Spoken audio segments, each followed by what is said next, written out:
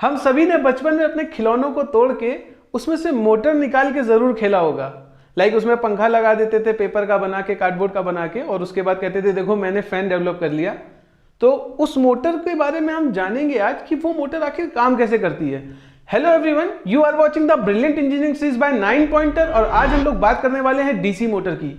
तो चलिए सबसे पहले बात करते हैं वर्किंग प्रिंसिपल की। यहाँ पे दो मेजर वर्किंग प्रिंसिपल हैं। सबसे पहला है लॉरेंट्ज लॉ और दूसरा है इलेक्ट्रोमैग्नेटिक इंडक्शन। कंस्ट्रक्शन को अगर हम देखें, बेसिक अगर हम मैग्नेट लेते हैं तो आपने एक चीज नोटिस करी होगी, अगर दो मैग्नेट को पास पास लाओ तो कभी कभी क्या होता है, वो एक दूसरे को क्या करते हैं, अट्रैक्ट करते हैं। लेकिन एक एंड से जब यानी कि वो अगर दोनों सेम एंड होंगे, दूसरे मैग्नेट का भी पोल साउथ पोल है और एक जो हमारे पास है उसका भी साउथ पोल है, दोनों को पास मिलाओगे, क्या एक दूसरे के पास जाएंगे? नहीं, अट्रैक्ट नहीं करेंगे, एक दूसरे से दूर भागेंगे। समझ लो, पुश करेंगे एक दूसरे को। अभी हम एक अरेंजमेंट अगर बनाते हैं, उस अरेंजमेंट में क्या करते हैं कि एक जो हमारे पास मैग्नेट है इसके बीच में होल करके एक रॉड लगा दें ताकि ये बेसिकली उस रॉड पे रोटेट कर सके। और जो हमारे पास दूसरा मैग्नेट है जिसको हम साइड मैग्नेट बोल रहे हैं, ये साइड से जो मैग्नेट आ रहा है ये इसका नॉर्थ पोल, अभी फॉर एग्जांपल हम मान लेते हैं हम इसको एक पास में लेके आए अपने उस मैग्नेट के जो रॉड पे है। अभी क्या होने वाला है, ये अट्रैक्ट करेगा किसको? अपोजिट वाले पोल को, और जो सेम पोल है उसको क्या करेगा? पुश करेगा कि हटो भाई तुम हटो, और उधर वाले को अट्रैक्ट करने दो। उसकी वजह से क्या होगा, एक रोटेशन डेवलप होगी, एक मूवमेंट डेवलप होगी। उसी समय जब ये मूवमेंट डेवलप हुई और उसके बाद वो अट्रैक्ट करने के बाद क्या करेगा, उस जगह पे रुक जाएगा। तब हम क्या करें, हम साइड वाले मैग्नेट को पलटा के लगा दें, यानी कि अब पोलैरिटी रिवर्स कर दें। अभी नॉर्थ था तो साउथ ले आए, तो क्या होगा, अभी इसके लिए तो ये सेम हो गया, तो ये इसको क्या करेगा, अपने से दूर भगाएगा, पुश करेगा, और जो अपोजिट वाला है उसको अपनी तरफ क्या करेगा, अट्रैक्ट करेगा। तो बेसिकली अगर हम ये बार बार करते रहे, इस मैग्नेट को जो साइड वाला है इसको बार बार बदलते रहे, तो हमने जो मैग्नेट लगाया हुआ है रॉड पे या शाफ्ट पे, वो क्या होगा, वो रोटेट करने वाला है। तो इस तरह का ही कॉन्सेप्ट हम यूज करते हैं डीसी मोटर के अंदर। अभी एक चीज को समझो, ये जो डीसी मोटर में हम जो ये साइड से मैग्नेट लगा रहे हैं, इसको हम एक परमानेंट मैग्नेट बना देते हैं जो कि डिवाइडेड होगा, एक साइड नॉर्थ पोल और एक साइड होगा साउथ पोल। ठीक है, अब हम बात करते हैं जो हमने बीच में एक रॉड वाला मैग्नेट बनाया था ना, जो रोटेट कर सकता था। बेसिकली अभी यहां पे हमने जब आपको बताया तो यहां पे परमानेंट मैग्नेट लिया। अभी हम क्या करेंगे, हम आर्मेचर की मदद से इलेक्ट्रोमैग्नेट बनाने की कोशिश करते हैं यहां पे। सो बेसिकली हमने क्या किया, हमने यहां पे आर्मेचर लगाया।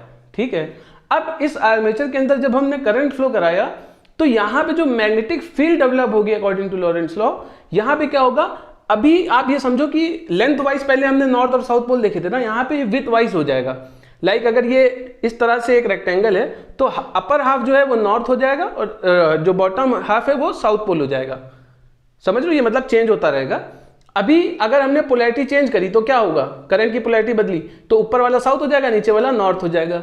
ये बेसिक कॉन्सेप्ट है। अब नॉर्थ वाला जो है उसको कौन खींचने वाला है, साउथ पोल वाला परमानेंट, और जो साउथ वाला है उसको कौन खींचने वाला है, जो साइड में स्टेटर मैग्नेट रखा हुआ है नॉर्थ पोल वाला।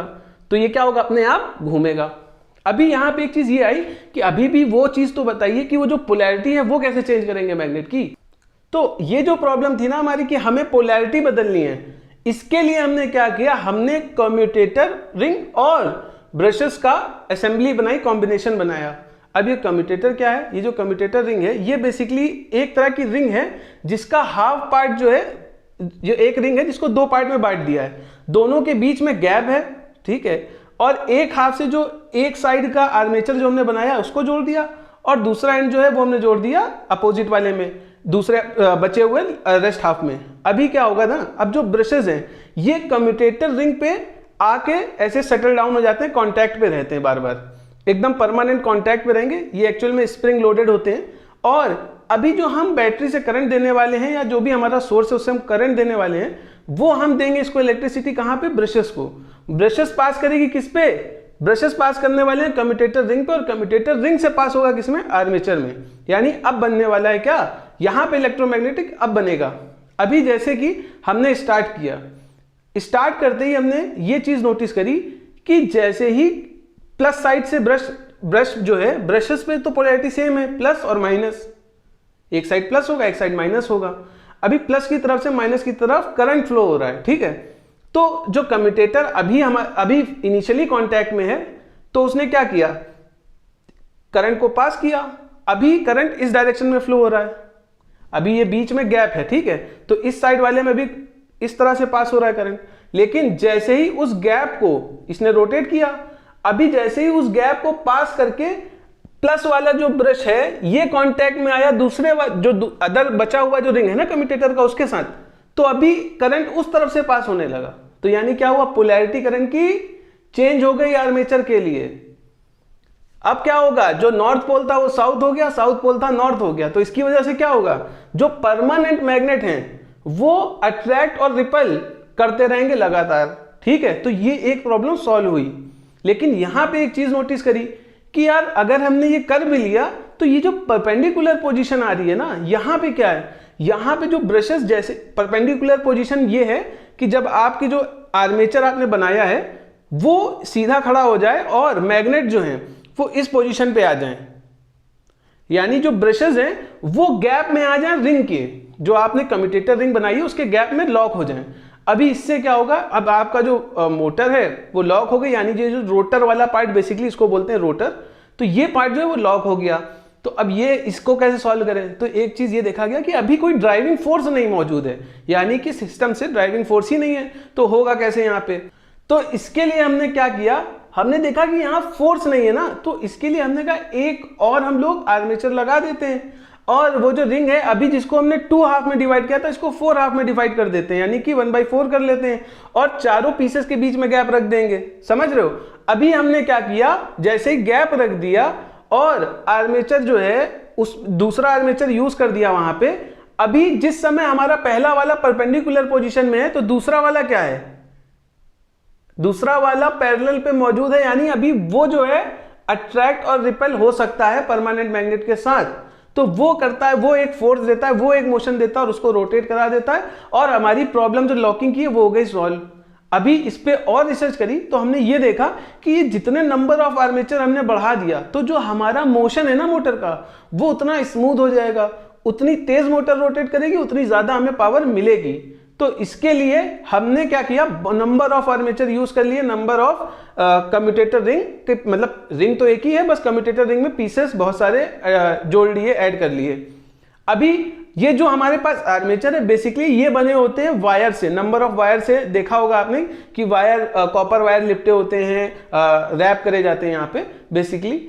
और ये जो पूरी असेंबली है आर्मेचर की, इसको एक स्टील में, एक्चुअल में परमेबल स्टील लेयर्स होती हैं, उसके अंदर इसको रैप करा जाता है। उसकी वजह से क्या होता है, जो इलेक्ट्रोमैग्नेटिक फ्लक्स है उसका इंटरेक्शन बेसिकली बढ़ जाता है। तो ये है बेसिक डीसी मोटर, इस तरह से काम करती है। अभी यहाँ पे एक चीज और आती है, ये जो आपने परमानेंट हमने मैग्नेट यूज करे हुए ना, ये परमानेंट मैग्नेट को हम रिप्लेस कर सकते हैं कैसे, कॉइल फील्ड के साथ, यानी इसको भी हम इलेक्ट्रोमैग्नेट बना लेते हैं और इसकी जो इलेक्ट्रिसिटी का सोर्स होगा वो सेम होगा जो हम यूज करने वाले हैं हमारे रोटर वाले पार्ट के लिए। तो ये जो परमानेंट वाला था इस पोर्शन को हम बोलते हैं स्टेटर, जो हमारा घूम रहा है यानी रोटेट कर रहा है, इस बीच वाले पोर्शन को हम बोलते हैं क्या, रोटर, ठीक है। अभी ये जो हमने परमानेंट मैग्नेट था इसको हमने रिप्लेस कर लिया किसके साथ, कॉइल फील्ड के साथ। अब इसको भी हमने इलेक्ट्रोमैग्नेट बना लिया। अभी हम इसकी पोलैरिटी को चेंज कर सकते हैं, बेसिकली पोलैरिटी को भी चेंज कर सकते हैं, और यहाँ पे एक चीज और है, इसके अरेंजमेंट भी हो सकते हैं, यानी सीरीज पर अरेंजमेंट भी हो सकता है और पैरेलल अरेंजमेंट भी हो सकता है फील्ड कॉइल के लिए। तो अगर आप इसको सीरीज में कर देते हो अरेंजमेंट फील्ड कॉइल का, तो बेसिकली वो कहलाती है सीरीज मोटर। सीरीज मोटर जो है उसका फायदा क्या है, हाई इनिशियल टॉर्क, लेकिन लोड के साथ साथ क्या होगा, इसकी स्पीड कम होती जाती है। अब अगर ये जो कॉइल फील्ड है इसको आपने पैरेलल कनेक्शन में कर दिया तो क्या होगा, उसको आप बोलोगे शंट मोटर। जो शंट मोटर है इसका स्टार्टिंग टॉर्क कम होगा, लेकिन जो इसकी स्पीड है वो आपको इररिस्पेक्टिव ऑफ लोड मिलेगी और कांस्टेंट मिलती है, ऑलमोस्ट कांस्टेंट स्पीड मिलती है यहाँ पे। अभी एक चीज का ध्यान रखना है, वो क्या है, जब इसको बड़े लेवल पे यूज किया जाता है तो यहाँ पे वहां पे इस तरह का इलेक्ट्रोमैग्नेट वाला फील्ड यूज किया जाता है परमानेंट मैग्नेट में, और जिसकी वजह से हीट भी ज्यादा जनरेट होती है। तो प्रॉपर कूलिंग अरेंजमेंट हमें चाहिए, वरना भाई मोटर जल जाती है, जैसा आपने सुना ही होगा। अब इसकी वजह से एक और फिनोमिना होता है, वो फिनोमिना क्या है, वो है बैक ईएमएफ का। यहां पे रोल आता है इलेक्ट्रोमैग्नेटिक इंडक्शन का। जो आर्मेचर आपका भाई एक मैग्नेटिक फील्ड परमानेंट बनी हुई है, उस मैग्नेटिक फील्ड में जब कोई कॉइल रोटेट करता है तो उसमें एक ईएमएफ जनरेट होता है, यह इलेक्ट्रोमैग्नेटिक लॉ, ठीक है, इलेक्ट्रोमैग्नेटिक इंडक्शन। इसकी वजह से ईएमएफ जनरेट हुआ आर्मेचर के अंदर, इसको बोलते हैं क्या, बैक ईएमएफ। अब इसकी वजह से क्या होगा, जो करंट आप आर्मेचर को दे रहे हो ये उसको अपोज करेगा, उसकी क्वांटिटी को कम कर देगा, उसके इफेक्ट को कम करेगा। लेकिन ये जो ईएमएफ है ये डिपेंड करता है आप किस स्पीड में मोटर को घुमा रहे हो। तो अब क्या प्रॉब्लम है, जैसे ही आपने मोटर को ऑन किया उस वक्त ये ईएमएफ कम होगा, इसकी वजह से क्या होगा, करंट ज्यादा जाएगा और आपकी जो कॉइल है वो क्या होगी, आर्मेचर कॉइल जल सकती है, बर्न हो सकती है। तो इसलिए प्रॉपर स्टार्टिंग मैकेनिज्म भी रखना जरूरी होता है। So that's all for DC motor. आपके दिमाग में कोई ऐसा क्वेश्चन हो, कोई आप टॉपिक सजेस्ट करना चाहते हो तो प्लीज डू कमेंट, और स्क्रीन पे आ रहे क्यूआर कोड को स्कैन करो और जल्दी से हमारे टेलीग्राम ग्रुप के साथ जुड़ जाओ। आडियोस।